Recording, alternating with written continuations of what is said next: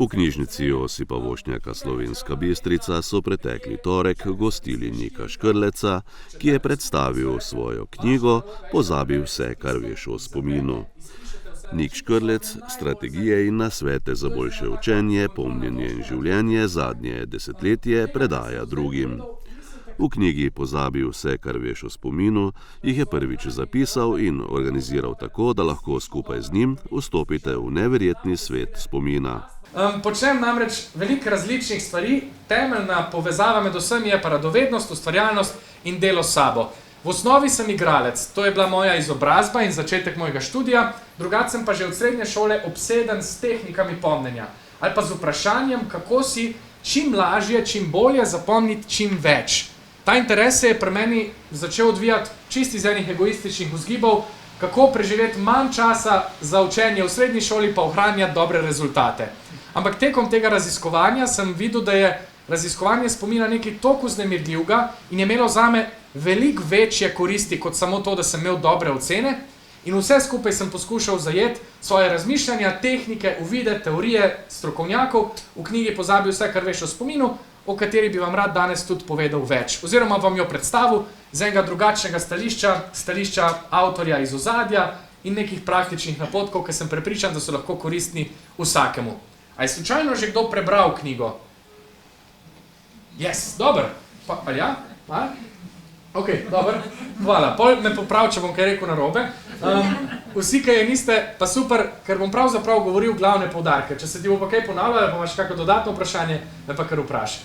Jaz sem to svoje znanje spomina potem začel uporabljati v svojem poklicu, ker sem igralec, se praktično večji del študija poskušam naučiti stvari na pamet. Torej pogledati, kaj je besedilo, ki ga moram povedati in ga pol tudi obvladati, tako da se ga naučim dobesedno. Ampak ob tem sem začel svoje možgane preizkušati tudi v malo bolj obskurnih izzivih.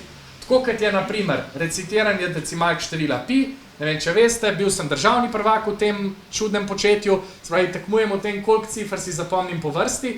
Uradno je moj najboljši rezultat 3141, neuradno jih danes znam 10.000, ampak sem se lani na tekmovanju zmotil. To je ena slika iz tekmovanja. Sicer pa sestavljam tudi Rubikove kocke v vsakem možnem položaju, najraje pod vodo, brez da vmes diham, ali pa na slepo zapored. Na tekmovanju sem največ sestavil 9 Rubikovih kock zapored na slepo. To pomeni, da si ogledaš 9 kock, eno za drugo, potem pa daš prevezo čez oči in jih začneš sestavljati. Vse to, o čemer govorim, so samo rezultati tehničnega pristopa k pomnenju.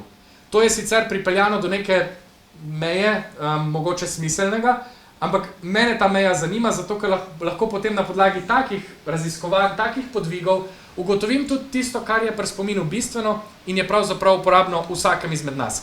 Naslov moje knjige je Pozabi vse, kar veš o spominu, zato ker me je tekom tega raziskovanja začelo kar precej stvari živcerati. Ne toliko pri sebi, ampak pri drugih. Marsikdo zase, na primer, reče, veš kaj, moj spomin je slab.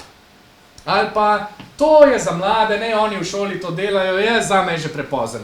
Ali pa, to spada samo v šolske klopi. Ali pa, to je neumno zame, jaz nimam časa za to, jaz bi se raje ukvarjal z drugimi stvarmi.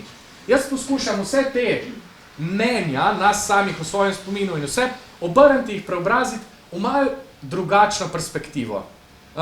Jaz vas vabim, da prvič ovržete to misel, da je vaš spomin slab, zato ker vam bom danes poskušal pokazati, kaj vse vaš spomin počne in je v resnici tisto dobesedno pomnenje še najmanj zanimiv in pomemben del našega spomina. Seveda pa mu lahko pomagamo, če vemo, kako deluje. Poleg tega je trening spomina nekaj, kar nam koristi vse življenje. Trening spomina je trening naših misli in te imajo multiplikativne učinke.